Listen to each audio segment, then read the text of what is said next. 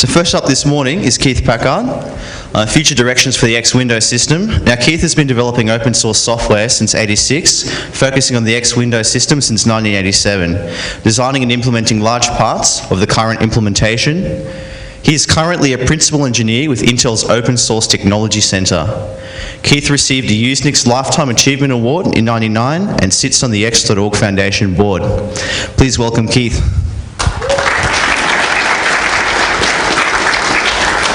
Good morning. When I put my talk proposal together, of course, that was a long time ago. My talk proposal was about a bunch of changes that other people had been doing and had planned on doing, and a few things I was thinking about discussing, but hadn't actually worked on all that extensively. So, of course, in the intervening 4 months, things have changed, and I did a bunch of different work. So we're going to talk about what I have done, and a lot less about what I'm going to be doing. Although, of course, what I have done always leads to what I will be doing. So what am I going to talk about today? I'm going to talk about a brief history of compositing. Then I'm going to talk about how GL compositing works today and how I want it to work in the future. We'll talk about some of the problems that we're having with the way that we do GL in the X environment today with an extension called DRI2. We're going to talk about how we're going to improve compositing performance and other application performance with where you're replacing a portion of the contents of the screen. And then we'll outline some of the things I want to do with direct rendering. The first thing I wanted to do is introduce you to your enemy. It's always important to know your enemy and understand their weaknesses so you can attack them on all sides. Your enemy is this little device. Anybody know what this device is? Yeah, it's a capacitor. That is the power-sucking monster in your computer. The capacitor represents wires in your computer, transistors in your computer. Anytime you're moving data from one portion of the computer to another, you're fighting capacitance, and capacitance is where you suck all of your power. So my job, and I'll discuss it in the context of compositing. My job is to stop hurting the capacitor and make them go away. You can either try to defeat your enemy or you can run away. And in this particular case, we're going to try to run away. Our enemy is too powerful. So what is X compositing? See, it's where application windows, it's where application contents are drawn off screen. This does a whole bunch of stuff. In particular, when an application makes a small rendering change, it doesn't appear on the screen until somebody decides that the entire screen needs to be repainted. One of the neat side effects of this is the whole application image is always available. So if you want to do those cute little application thumbnails, if you want to do the Alt-Tab stuff where you can see what the application contents of a hidden application would be, you can do that kind of stuff. The application window in this context includes the decorations around the application. How many of you know that the decorations of your window are not painted by your application, but are painted by a different application? Some of you may have used the X window system in the past. So the screen image, of course, the construction of the screen image is just another application activity, right? You take all these images of windows, which could as well be the native video that you're watching, and you glue them all together in some presentation on the screen. Does that presentation have to reflect what the applications think of as the current contents of the screen? Not at all. But often it does, and it's useful when it does. In particular, I don't really care what API you'd use to construct the image on the screen. You can use, in fact, the XComp manager just uses the render extension. You can do the same thing with just copy area. In fact, the internal implementation of automatic compositing, if you turn that on in the X server, XComp manager actually has a little mode where you can turn this on. You can say, don't do the compositing yourself, just have the X server do it. That literally uses copy area. So do you get any fun effects with copy area? Well, you could, but usually not the ones you want. The nice thing about this, of course, is the new screen image is presented atomically, so you can get rid of tearing and partial updates unless you're on Sandy Bridge. UDPates. UDPates. Yeah. Sometimes a spelling checker it's just not a good idea to ignore it. Sometimes it's trying to help you. Okay, here's a picture of how this works. Of course, you have a bunch of window pix maps that are like your GLX gears, the most important application. The other most important application being X logo. GLX gears moves, so it changes on the screen. X logo doesn't move, so it doesn't change on the screen. This gives you your two basic classes of applications, which is why they represent the canonical applications in the world. We used to use X clock as the moving application. I think in the last 25 years, we've really come to a significant technological advance to move from X clock to GLX gears. GLX gears, of course, moves faster. That really is the fundamental change. And of course, so we have this window back buffer, which, as you can see here, doesn't have the window decorations. So the GLX application is actually painting to this window back buffer, and it doesn't have any decorations. And when that application is done with a frame and says, hey, swap buffers, then the X server copies. Anybody know what copying does to our enemy, the capacitor? It makes him very happy. Ooh, lots of capacitance. That's exciting. Copies the contents of that back buffer into the window pix map, which is this off-screen window contents, because it desperately has to get these window decorations around it. So that the window pix map contains the entire contents of the window, the application bits and the window decorations. And then it takes all of those window contents, so we have the X logo, our canonical other application, and GLX gears, and it paints those on top of the root weave in the window back buffer. And then what it does is when it's got the whole next image of the screen put together, it moves that to the front buffer. Now in the ideal world, that motion is just flipping and saying, telling the video hardware, hey, you were displaying this buffer over here. Stop doing that. Display this buffer over here instead. Well, the problem with that, of course, is that if you make a tiny change, like moving the gears in GLX gears, right? If you're gonna have a new frame and you're gonna paint new contents, and you're gonna copy those new contents to a new window pix map and the new window pix map to the back buffer, well, if I want to construct an all-new back buffer for the screen in order to do that tricky page flip thing, then I also have to paint the whole root weave and the X logo as well, because I have to construct a completely new back buffer to flip to it. So the problem here is that you get your choice. You can either do a copy of the GLX gears contents from the back buffer to the front buffer, or you can reconstruct an entirely new back buffer and do a page flip. What we call that page flipping, when you're flipping between the two scan-out buffers. In either case, you're doing a lot of memory manipulations. You're either painting an entirely new image and page flipping, or painting a subset of the image and doing a big copy of the application. Those both kind of suck. X has had external window management for a long time now. X10 had external window management, but X10 was more optimal than X11 because X10 didn't have any ugly window decorations. That whole window decoration problem, not a concern in 1985. In our infinite wisdom, of course, in 1986, 1987, we came up with a new plan to actually let you put fancy window decorations around your windows and and continue to use the external window manager by painting all those ugly window frame contents in a separate application. Now, when you're just doing clipping-based rendering instead of this compositing-based rendering, it really doesn't matter because the application is always painting right to the frame buffer. There's no separate back buffer. So this fact that there's a window manager painting stuff around your application has no performance impact at all. But of course, with compositing, it matters a whole lot. Okay, so what are the limitations of DRI2? One of the big problems we had with DRI2 as soon as we came up with this fine plan is the security guys went bananas. It's like you've introduced a new namespace with no hooks into the security infrastructure in the kernel. This is awesome. I don't see possibly how this could go well. The global gem handles, gem is the graphics execution manager inside the kernel, and it manages memory and execution resources for your GPU in the kernel. I should have put a lovely slide in about this. How many of you know about gem and the kernel DRI? Yeah, that's what I figured. Inside the kernel, somebody has to manage your graphics card. Your graphics card is like a separate computer, so you basically have to write an operating system for your graphics card. Well, we have Linux, it's a lovely graphics CPU. So we had to construct basically an entirely new management system for your graphics card. It has to manage the two primary resources in a computer, which are time and space. Right? There's 4 dimensions of our reality. In the computer, of course, there are only 2 dimensions because memory is linear. So we only have time and space to manage. Gem manages both of those. It manages memory allocation, which is space, and it manages execution resources, which is time. The way that it manages memory is that it has an allocator. That's how you manage memory in the real world. And so applications come into the kernel and say, hey, allocate me 47 megabytes of graphics memory because I want to paint this really cool image of the Mona Lisa and send it to the moon or something. So the kernel has this lovely pile of memory, and it has to provide a name back to the application so the application can name this piece of graphics memory.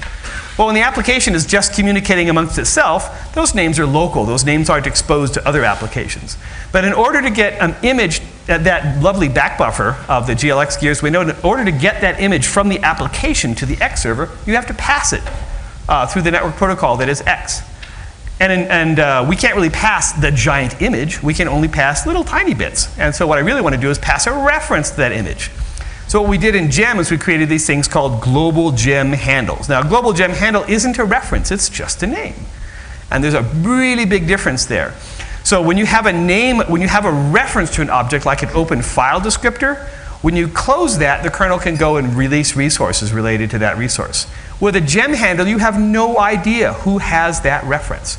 You pass this number down, this name around, and any number of applications can know the name. So the kernel has no idea when the last person is done using that object, unless everybody is very carefully remembered to forget the name. That's really the only way the thing goes away. So right now, what we do is the name doesn't hold a reference to the object. So everybody in the entire system, your application, your compositing manager, and your Windows system all have to kind of know what names are in existence and remember to throw them away. So we have this huge distributed memory allocation problem. And the problem, of course, is not so much in forgetting to throw things away, but in throwing things away at the wrong time. If you throw things away at the wrong time, the buffer disappears, and all of a sudden, you can reuse the name, and the name gets reused because they're small integers, and the kernel has a little small integer allocator. So if you throw something away, your name for that, which is just a small number, can now refer to somebody else's object.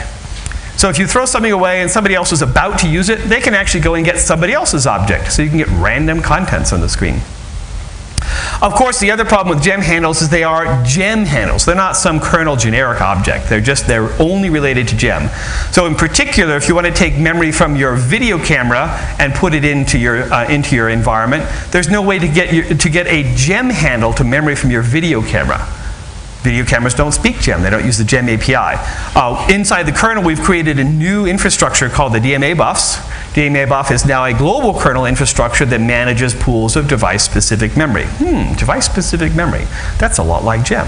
So a DMA buff now is this global kernel-wide notion of piles of memory, but DMA buffs are referred to by file descriptors. And what do we know about file descriptors in the kernel? File descriptors are not names. File descriptors are references. When you close your file descriptor, the kernel knows that you've closed it. If your application crashes, your file descriptors get automatically closed and all those resources go away automatically. You can take a file descriptor and give it to some other application, to a Unix domain socket. That reference travels to the Unix domain socket, to another application. So you can pass references around. It's awesome. The other problem with DRI2 is that all of the back buffers for your Windows, and other buffers too, but oops, we don't do that. All of these buffers that I'm talking about aren't allocated by your application. They're allocated by the X server.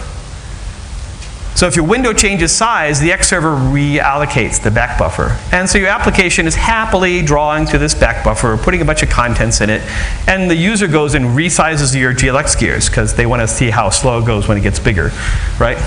The GLX gears, of course, is designed to show you that your application always goes at 60 hertz. And then users complain, why is my GLX gear so slow? It only goes at 60 FPS. Right?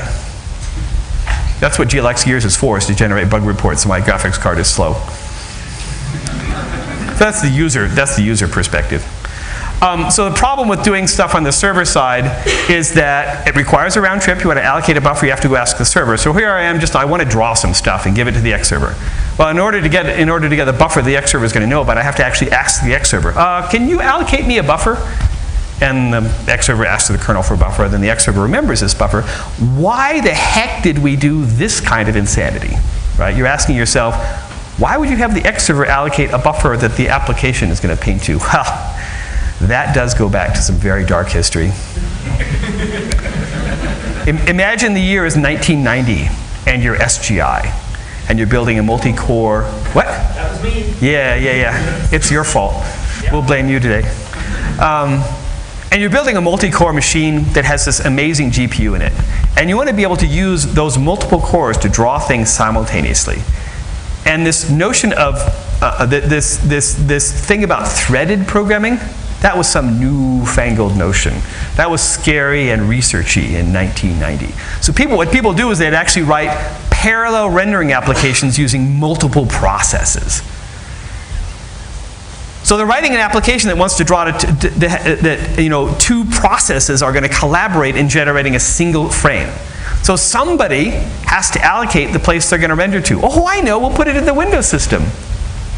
So the GLX protocol actually has all of the shared rendering infrastructure allocation done in the X server so that you can have multiple processes rendering to the same window.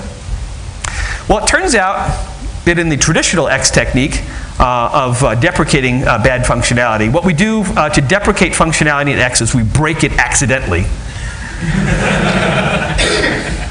We wait 3 or 4 years, see if we've gotten any bug reports. If we've gotten a bug report, we may actually go fix it. But if we have gotten no bug reports, we silently delete the feature. This has worked awesomely. We've done all kinds of stuff this way. I gave a talk at Plumbers Conference like 5 years ago listing like a dozen places in X where we had accidentally broken something and then felt free to remove it later on. I think the kernel should adopt this plan. And the kernel guys have this horrible policy of never breaking applications, and if any nutso kernel API, however bung hits that API is, if some application could have ever seen it, it can't change. It's a terrible idea. You should just break things randomly, applications don't complain, you're good. I would like to say this is an official policy of the X development environment, but that really is an accident. In any case, we discovered about 6 months ago that this sharing of buffers doesn't actually work anymore. Because we only share the back buffer. We don't share depth buffers or stencil buffers or whatever other buffers you have. So you couldn't actually use this in the current X environment. So we feel free now, because it's been broken for 1.5 years, to delete this feature. The other problem, of course, for this server-side allocation is resize. If your window gets resized, the server immediately resizes, which is to say allocates another back buffer for your window. So if your application happily rendering to a frame and is just about done and you're going to call swap buffers and put that stuff up on the screen and your window gets resized, where did those old back buffer contents go? Ooh, out the window, they're in the bit bucket. Because the new back buffer has nothing in it. And so if you do draw, resize, draw, flip, and then you don't ever do any more drawing again, then your window remains black. It's awesome. The other problem with resize is the way we would tell the application that we were doing a window size is by sending an event to the application. Right? We send an asynchronous thing, which it is. It's a resize. It's kind of an asynchronous operation, telling the application, oh, by the way, your back buffer has changed size.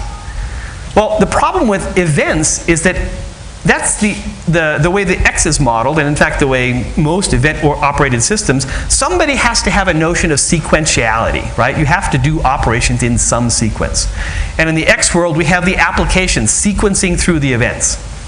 The problem with sending an event that the application doesn't know about, because the application doesn't care how GLX is implemented, that's hidden from it. The problem with sending an event is, when do we process that event?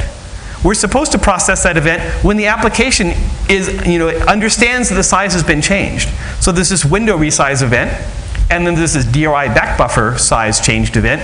So we're supposed to inside the Mesa, the GL implementation, we're supposed to flip buffers exactly when the application has processed that resize event.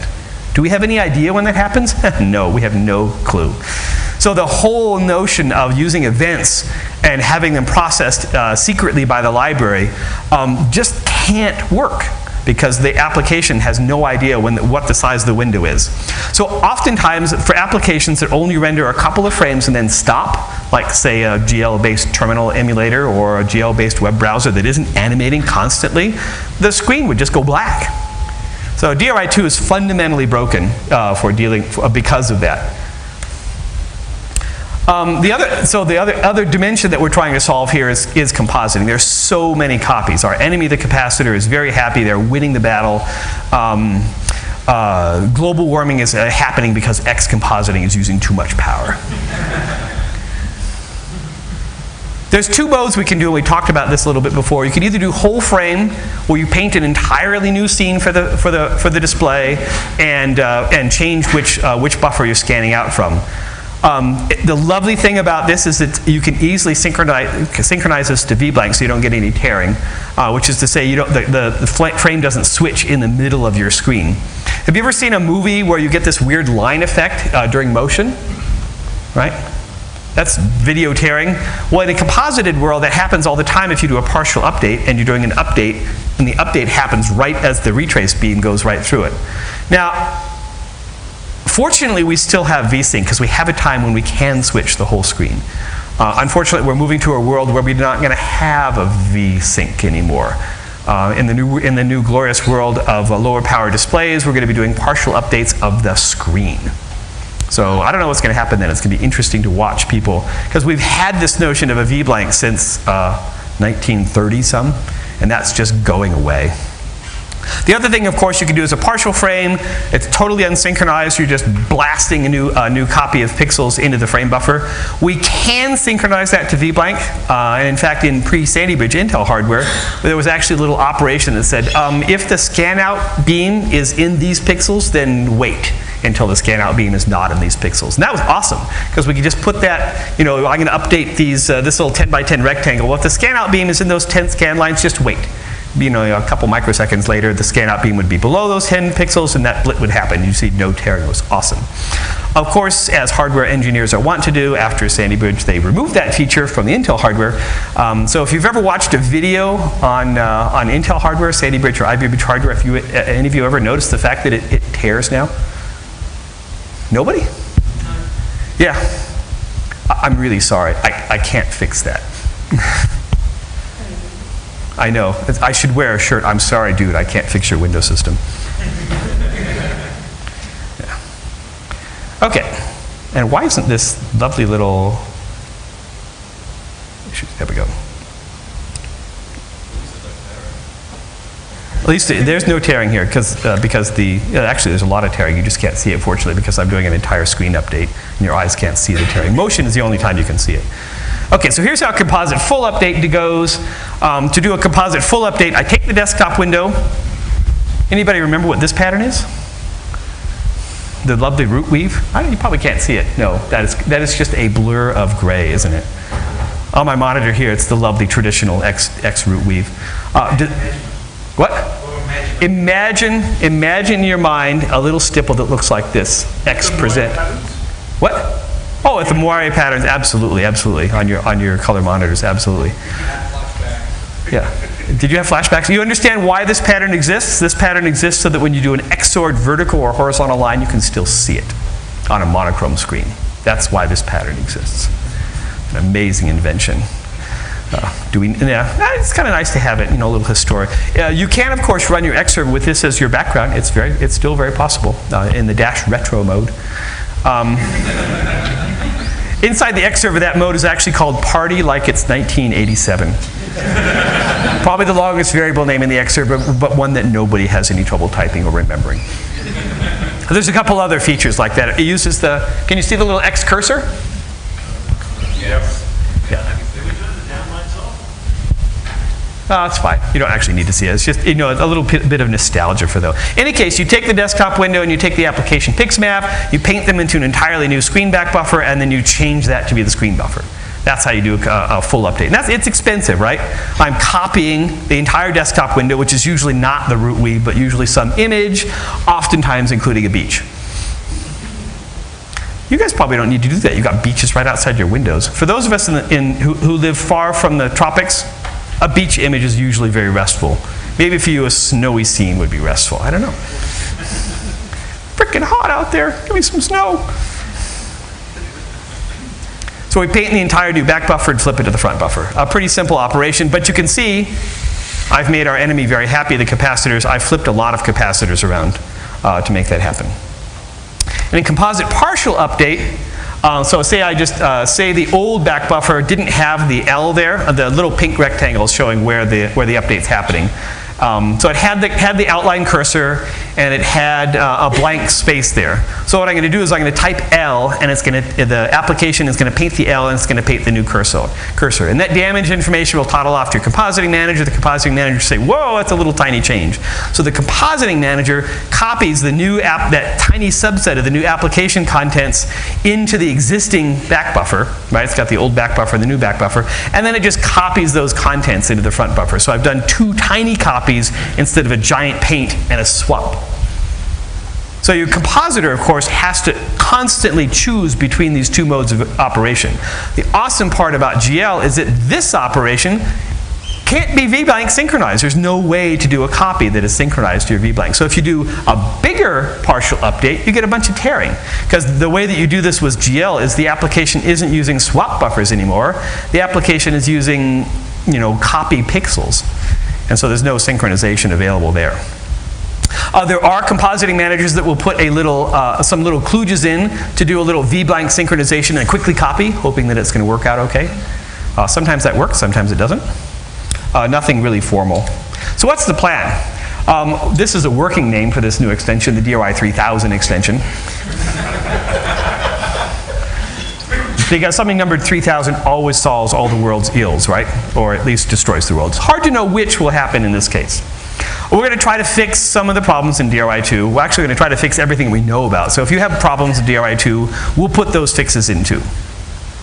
The other plan is to, instead of using the current gem global handles for this, we're going to use file descriptor passing through the Unix domain sockets to pass DMA buff file descriptors that point to these gem objects. That solves a bunch of referencing problems, solves a bunch of security problems, and also makes it no longer gem specific. Right now the DRI-2 specification says there's this magic 32-bit number that you put here that somehow everybody knows is going to refer to your object on both sides of the wire. Not a great specification because magic numbers are often wrong, and magic numbers aren't very well bounded. So with DRI-3000, we'll be able to put a little file descriptor on the wire and say, oh, by the way, that file descriptor you got, that's your buffer. It's a DMA buff handle. You can mmap it. And the other thing that I'm going to talk about in a little while is some page table tricks to reduce copying. Now, these page table tricks only work on integrated graphics because that's all I care about. So for DRI-3000, obviously, I don't know what the name will be. We were thinking, could this be a change to DRI-2? Could we change the DRI-2 protocol? Do we want to create an entirely new protocol? We don't know yet. There's a bunch of experimentation. Probably the right thing to do is to create a new extension so that we can get rid of the old one by breaking it, right? That's the traditional technique. You break the old one and get rid of it eventually. Obviously, we want to allocate the buffers on the client side. What's this going to do to GLX compatibility? Oh, well, it's going to be broken. Well, wait a minute, it's already broken. So it won't actually change that at all. By allocating stuff on the client side, we won't lose application contents on resize. The application will be responsible for telling us what buffer it wants to put on in the window. And if that buffer is the wrong size, well, at least you get what the application did paint, which is exactly what the application should do. The application can come along later, or even during that frame, process a resize event, cause a new buffer to be allocated, and I'll show you how that happens. And then those new contents would show up on the screen the next time. The important thing here is the application is in charge of knowing what size of buffer it's painting. The application is completely in charge of synchronously handling resize within its regular application context. The other awesome part about doing client-side buffer allocations, we can implement this new extension called EGL Buffer Age. This is kind of one of those widgy little GL extensions. What EGL Buffer Age does is when you do a swap buffers, you can say, what are the contents of my back buffer now? Because often, so you have 2 buffers, a front buffer and a back buffer. If I copy the back buffer to the front contents, then the 2 have the same contents. If I swap the 2 buffers, then this buffer has the contents of the previous frame. In both cases, the application can usefully use that information to incrementally update that back buffer for subsequent frames. It's a huge optimization, especially for our favorite application, the compositing manager, which often does very tiny updates to very large buffers. For games, who cares? I'm painting the whole frame again because I moved my stupid HUD again. Whoa! But for my desktop, which is where I spend all of my time and consume all of my power, I very rarely update a significant fraction of the screen. So EGL Buffer Age is going to let us do some small updates on the screen. by telling the compositing manager what its new back buffer contains. We're obviously going to pass stuff by file descriptors using DMA buff. The nice thing about passing stuff by file descriptors is that the socket holds the reference during the transfer. So after I put the file descriptor into the socket and send that down to the kernel, my application can close that file descriptor, knowing that that file descriptor, the reference to that is going to travel through the socket to the other application, be picked up by another file descriptor on the other side, and he'll have a reference. So in particular, when the X server is done with a particular DMA buff object, you just pass that file descriptor back to the application and close the file descriptor, nicely solving the ownership problem. So now I'm going to talk a little bit about window size. I think I have, okay, yeah, this presenter console is not working for me today. Yeah, I've got a slide about that in 2 slides. But the application, so our library is actually going to have to guess what the back buffer size is, unfortunately. There's no API in GL where the application says, oh, my window is this big. Because in the bad old days of when GL was invented, there was only one size, the entire frame buffer. You didn't have this Windows system stuff, newfangled Windows system stuff. So the GL application has never had an API to tell the library how big the window is. Or more importantly to us, how big it thinks the window is. So we'll have to guess. For GL buffer reuse, what we're going to do is after the swap, the application is going to ask the X server, hey, I sent you a bunch of buffers. Are there any of those you're not currently using? Those might be good ones for me to use again. So if you do the swap, then if you just swap 2 buffers, then one of the idle buffers is going to be the previous front buffer. If you did a blit, then you'll just get the previous back buffer. Now the X server is welcome to do whatever kind of swap it wants, whatever is the most efficient. So if you do a swap and then a blit, then you're going to get 2 buffers back, the previous front buffer and the previous back buffer, because both of those are going to be idle now. We're going to take a round trip per frame to get this information, just like DRI2. So we're not going to actually speed up the swapping problem, but the only time this round trip matters, so we're going to take 1 round trip per frame. How many frames do we do every second? We do 60 of those every second. So we're going to take a round trip to the X server 60 times a second. It's a nice place for the X server to say, whoa, slow down, you're doing too many. It's also a nice place for us to get this idle buffer information. It seems to be working okay for DRI2. The only time people complain is when they run our favorite application. What's that application? GLX gears, exactly. GLX gears at this point can only run at like 2,000 frames per second maximum because of that horrible round trip we do. Oh no. So the other thing I'm going to put into this buffer, into this reply, is I'm going to put in a good size for a new buffer. And this good size in the simplistic case is going to contain the current size of the window, right? This way the extension can actually know the current size of the window, at least at that point. And so it can know what a good size to allocate new buffers might be. And now I'm actually going to put a new size, and then I'm going to tell the application, oh, don't draw at the upper left-hand corner. Why don't you put your DL contents just a little bit down from that and clip them a little bit? And I'll show you why we want to do that in a second. So the problem with the GL API is that the GL API contains no information to the driver about how big the window is. On DRI2, the buffers are allocated in the X server. The X server knows all about your window size. And the clients get a nice event when the back buffer is resized. As we talked about, there's a huge number of boundary conditions. It's a disaster. But we don't have any actual information about the window size, so we're going to have to guess. And we're going to use a collection of GL APIs that are going to give us some notion of what the actual window size is. So an application in GL usually needs to set the viewport, so you can get a transformation from usual a -1 to +1 GL region to the window. So you get this viewport transformation. So the application tells us what the current viewport is. And all the GL operations, I hope, there are some exceptions, most of the GL operations are actually clipped to that viewport. So the union of all the viewports you do in a particular scene gives me a really good idea of the region of all the pixels that you've rasterized for a particular scene, right? You just take, if you say set viewport over here and set viewport over here and set viewport down here, if I just draw a box around those, you can't put any pixels outside of those. So that's probably a good approximation of how big the back buffer needs to be. Of course, we're going to get another hint from the X server every time we do the swap. The X server is going to tell us what the size of the buffer should be. So what we're assuming here is the client is watching the configure notify events.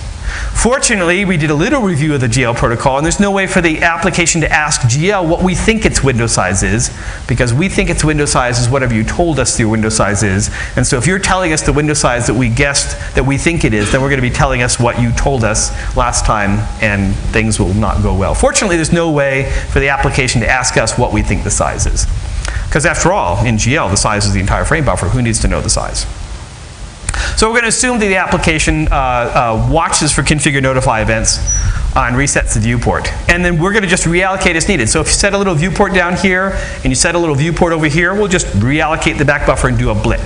Now, of course, we'll remember the size from the last frame, so that, you know, the application startup, we may do a few little reallocations, and if you resize the window, we may do a few reallocations. But in the steady state, I think we're going to know what the size is pretty well. Of course, the swap buffer is going to clip. It always does. If the back buffer is too small, it's going to fill the remaining area with the window background. We already have a nice defined pixel there. So if you do a swap buffers and your buffer is smaller than the current size of the window, then we'll swap in your contents in the upper left-hand corner, and we'll paint the rest of the window with a window background. That should work pretty well. Okay, so how are we going to avoid this window manager induced copy? Remember that GLX Gears application, the back buffer was smaller than the stuff with the frame. We had to reallocate. We're going to ask the client to allocate a bigger buffer.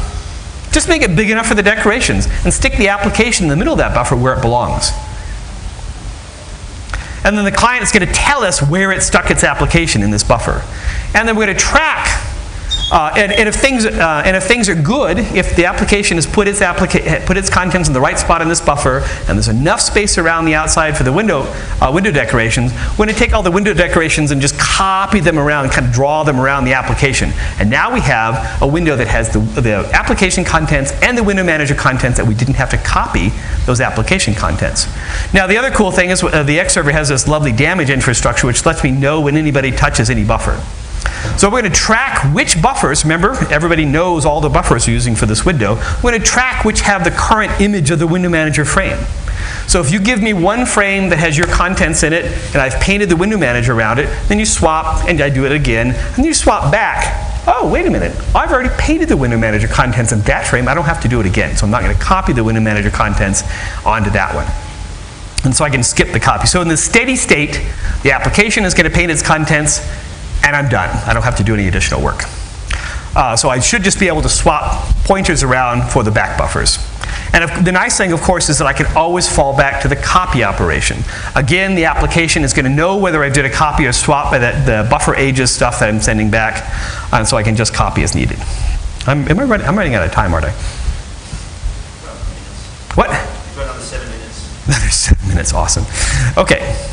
So here's how that's going to work. It's pretty simple. You take the old application window buffer and the application back buffer and you copy them together. That's how it used to work. And now here's how it's going to work. I'm going to allocate a window buffer that's big enough. It's going to have this little spare space around it. I'm going to paint the window manager decorations instead of the application contents. That should be faster, right?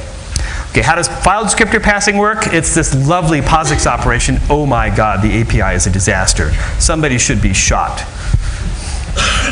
This would be one of those really nice places where it would be great to deprecate this functionality by breaking it and replacing it with something more competent. I recommend that technique to you.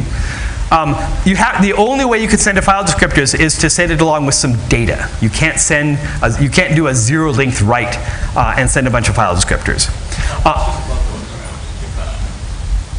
I don't know if it's a requirement, because as far as I know, a zero length write is a no-op in POSIX. All I know is this is the reality. This is the reality. Yeah, so you have to send some data. The other thing is if your receiving application doesn't carefully manage to get all the file descriptors you've passed after you've read the data that was written along with them, then it just randomly closes those file descriptors. So you have to carefully know how many file descriptors are possibly going to be sent to you so that you don't drop any on the floor. So, yeah, you probably can never call read or receive because those always close all the file descriptors they're passing over. It kind of sucks. You always have to call receive message because you're going to drop them. And more importantly, as I said, the sender and receiver have to agree on the maximum number of file descriptors that are going to be passed in any one write operation. Now, fortunately, the kernel kind of puts these little barriers between everything that has a file descriptor, so it won't merge reads across different groups of file descriptors. So a single limit is sufficient. You know that a receive message cannot receive more than the maximum number that the sender will ever send in one operation. So at least we're good there. We don't have an unbounded problem. So how are we going to do this in X? I'm only going to do it for requests and replies. You saw the previous stuff. The only time I'm going to get objects information back from the X server is in a reply. The only time I'm going to send stuff to the X server is in a request. So errors and events are not going to be able to do file descriptor passing. Now, we could add that, but the practicality I don't need it, and I think it makes it too complicated. I'm going to steal the second byte in the reply to mark the number of file descriptors so that the library can say, oh, when I get a reply, if that reply might have some file descriptors, then I can tell how many were sent by looking at byte number 1. Pretty simple. That allows for the sender to not know how many are coming, and for that information to come from the X server, and for the library to be able to collect them.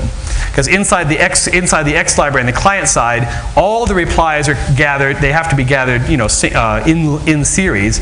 But the actual library calls can come out of series. So we have to be able to suck the replies and stash them away, and that's going to include file descriptors. So I need some standard place to mark that. I could have had some magic callback sequence where they would have a little callback function to call and ask me, here's your reply, how many descriptors do you have? I decided to do it simpler. So in Xtrans, this is a lovely library that was invented, oh my God, yeah, for all the wrong reasons. So I'm just adding a couple of calls there. You can send a file descriptor, you can receive a file descriptor. Sending it doesn't actually send it, of course, because you have to send data with it. It just puts it in a queue. If the queue is full, as in there's more than can be legally sent in a single write operation, then you get an I don't know, there's some error return. E again, probably. And then the server is just going to flush the file descriptor to get rid of any queued, flush the existing data to get rid of any queued file descriptors and do the send FD again. So it should work pretty well. I also had to hack the client side, the XCB library. This was a lot easier and a lot more fun, of course. Thank you, Jamie. So I'm just adding possible file descriptor parameters to requests and replies. So I can say in a request, oh, this is not an integer that is encoded in the wire. This is a file descriptor. And so the request thunk just generates these calls to queue the file descriptors, and then it actually sends the request. Very simple. Very much like Xtrans, but a lot cleaner. And the other thing I'm going to do is in the reply, there's a special function that you call to get all of the file descriptors from the reply. So you get the reply, and then you hand the reply to this function and says, oh, you want 3 file descriptors? Yeah, I've got those, and it hands you the 3 file descriptors. So I think it works pretty well. This will obviously get reviewed. This is not final. So what I actually did is I went ahead and implemented file descriptor passing for the venerable MIT shum extension, because this is way easier than doing DOI 3000, and I thought it would be a good place to get some experience with this technique before we went and did a bunch more work. The other thing is that the MIT shum extension uses the System 5 shared memory extension, shared memory APIs in the kernel, which are kind of a disaster because, again, they use global names. The global names can be used by anybody, so we have all these security problems with those.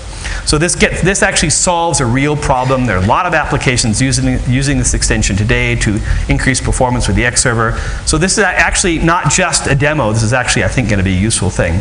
I did 2 things. You can allocate a pile of memory on the client side to pass it to the server. You can also ask the server to allocate a pile of memory for you and pass it back to you.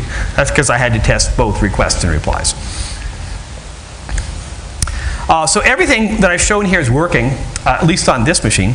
I'm hoping to obviously get it cleaned up and reviewed and get it, hope to get it into X server 1.15. I have 2 minutes. Oh man. Intel Graphics has a page table for all of its graphics operations. We actually have two of them. Actually, we have n of them. One of them for scan out and one of them for rendering operations. They're fairly cheap to write. It's a write combining write. There's no magic flushing you have to do. You don't have to do inter-processor synchronization operations. You don't have the TLB flush is a relatively cheap operation. The other thing is the graphics memory is tiled. I have some pictures of that. Where is that? Let me show you the fun. I'm going to show you the fun picture of tiled stuff. So here's how the frame buffer actually looks on your screen. No, your screen's usually larger than this. Each page is one of these little rectangles. So it's a 8 pixel by 128 byte pixel. They're kind of fun. So we're going to hack the page tables. Instead of copying memory, I'm just going to swap the page table entries. Now that means I have to make sure that the images are aligned. You'll note in this picture, that application is not page aligned, the contents of it. So we're going to have to make sure the application is drawn at the right places in the pages.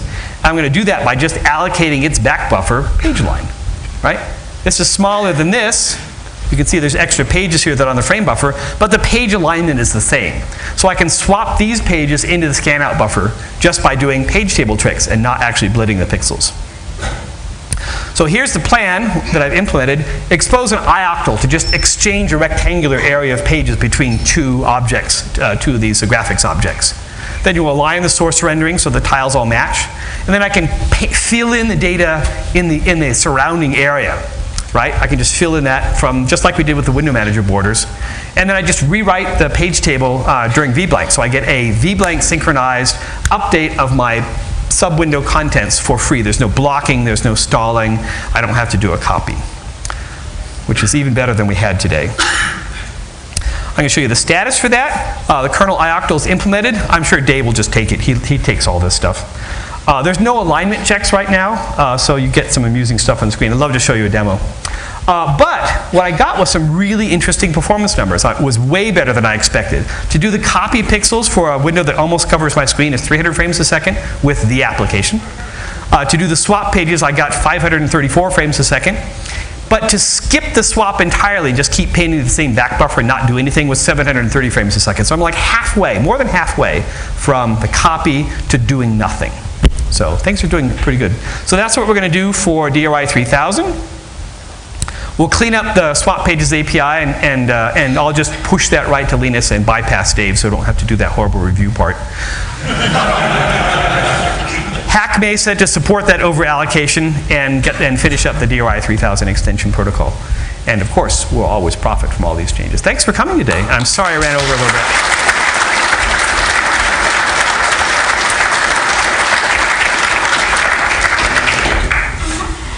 We still have a few minutes for some questions. Just raise your hand and I'll bring the microphone over to you.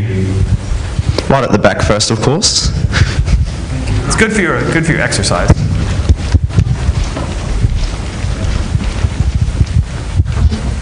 How is all this going to help Remote X? This is all direct rendering. Right?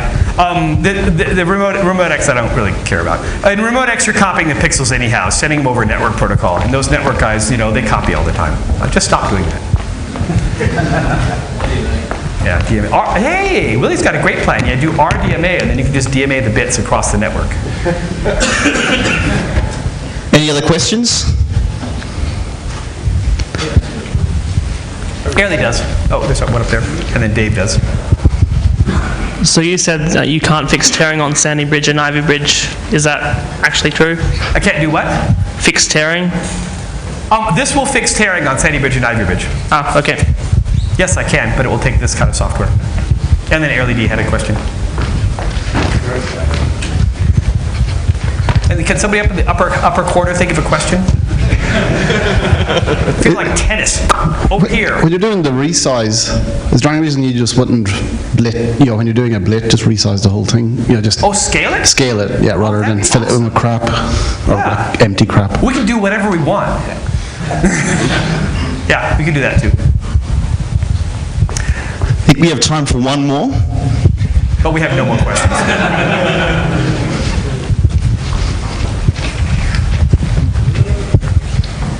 How will this work with GPUs that have their own memory address space? That's going to. We can do the over allocation part to do the window manager frame to fix the performance problems with window manager frames, and that gets us to parity with any window system that paints its own window managers. So we eliminate the performance cost of an external window manager. We just don't get to take advantage of reducing the cost of the partial screen updates. So we're still going to have to do copies for those. So we get, and of course the DRI 3000 changes will still fix a lot of the security and resize issues that we have. So we're going to get the benefits of that extension in terms of functionality and appearance. We just aren't going to get that final page swapping hack to reduce the copying onto the screen. So we'll reduce one of the copies, but not all of them. Thanks for coming, guys. Enjoy the rest of the day today, and I'll see you at the closing session this afternoon.